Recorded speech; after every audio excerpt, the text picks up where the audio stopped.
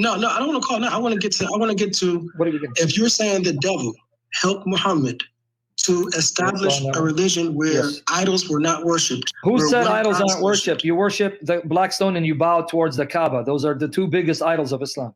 Those aren't idols. Yes, if you want to understand that way, you're free, but we don't admit right, so then that means, idols. listen to yourself. Isa, listen to yourself. You're telling me if you want to understand it that way, you're free to understand it. We don't. That means your arguments are weak because I don't concede or accept your assumption. The black stone that you smooch, that's an idol. Bowing to the Kaaba, that's an idol. So you did not erase idolatry, you replaced it. That's your opinion. Okay, just like your opinion. Is a stone that we believe descended from the heavens, and it was placed in that corner of the Kaaba, and we don't worship it. We don't even have to even kiss it if we don't want to. So it's not necessary to kiss it, right? It's not a pillar of Islam. The argument that something is not worshipped simply because it is not part of the 5 pillars of Islam is a non sequitur, illogical reasoning. The 5 pillars of Islam are merely a summary of the core obligations in Islam, but they do not encompass all aspects of worship. If an action is considered an act of religious reverence or devotion, it can still be categorized as worship, regardless of whether it is included in the 5 pillars or not. For example, reciting the Quran is not part of the 5 pillars of Islam, yet it is a highly significant act of worship.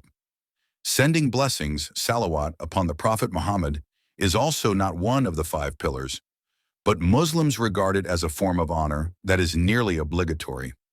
Likewise, facing the Kaaba during prayer is not included in the 5 pillars, yet it remains a fundamental element of Islamic ritual. Thus, claiming that something is not an act of worship solely because it is not listed among the 5 pillars is an invalid argument. In several authentic hadiths, the black stone is not just an ordinary stone, but is given a special spiritual status in Islam. The black stone is believed to have come from paradise. The black stone descended from paradise and was whiter than milk, but the sins of the sons of Adam have turned it black. Sunan at-Tirmidhi, number 877. It is not. But it's not necessary? Someone can be Muslim and live their whole life and never even look at the black stone. You know why? Because if they can't afford to do Hajj, of course.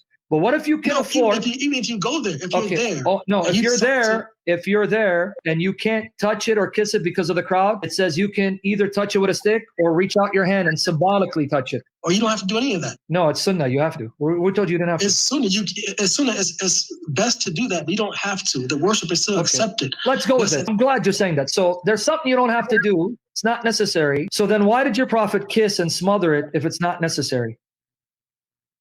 Because it's the sunnah. It's best to. Because by doing that. But you don't have to do it, right? So why even do it at all? If you don't have to do it, it's not necessary. Why do it at all? I just told you. Why did your prophet do it? You get more reward. But why did your prophet do it if it's not necessary to do it? That's what I'm asking. Why did he do it? I just told you. This is what Abraham did. This is what he was doing. Quote me some sources that Abraham did it. Abraham was. Show me some sources that Abraham kissed the black stone. I already told you I can't show you that. Okay? You can believe it, or if you want, you can disbelieve it. Okay, well, I disbelieve it. So we're telling you, I'm giving you reasons why Muhammad can't be a true prophet. Do you have another question? I'll take one more question. I didn't finish the first one yet. Stop with the Satan. Satan did not eradicate idolatry. Islam is idolatry from the pit of hell. Do you understand? I don't agree with you.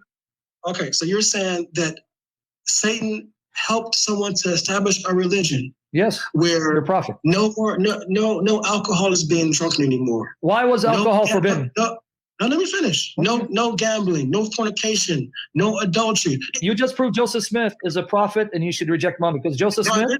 No, I didn't. No caffeine. Wait, hold on. No caffeine. No idolatry. No fornication. No adultery. Clean living.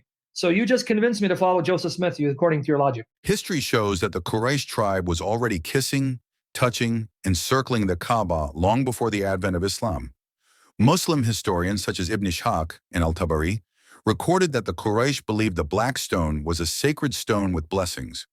When Muhammad took control of the Kaaba, he preserved the practice of kissing and touching the black stone, which had previously been part of pagan rituals. One of Muhammad's companions, Umar ibn Khattab, once said when kissing the black stone, "By Allah, I know that you are only a stone and can neither harm nor benefit. If I had not seen the messenger of Allah kissing you, I would not have kissed you." Umar's statement actually contradicts other hadiths that claim the black stone will serve as a witness on the Day of Judgment. If the black stone truly has no power, why did Muhammad kiss and touch it? This reveals an inconsistency within Islamic teachings. If Islam genuinely aimed to eliminate pagan elements, Muhammad should have forbidden the practice of kissing and touching the black stone. Instead, he preserved it and made it part of the Hajj pilgrimage.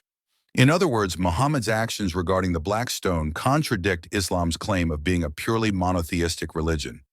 If Islam intended to completely eradicate paganism, why was the reverence for the black stone maintained? This suggests that Islam is not entirely different from pagan religions that venerate inanimate objects.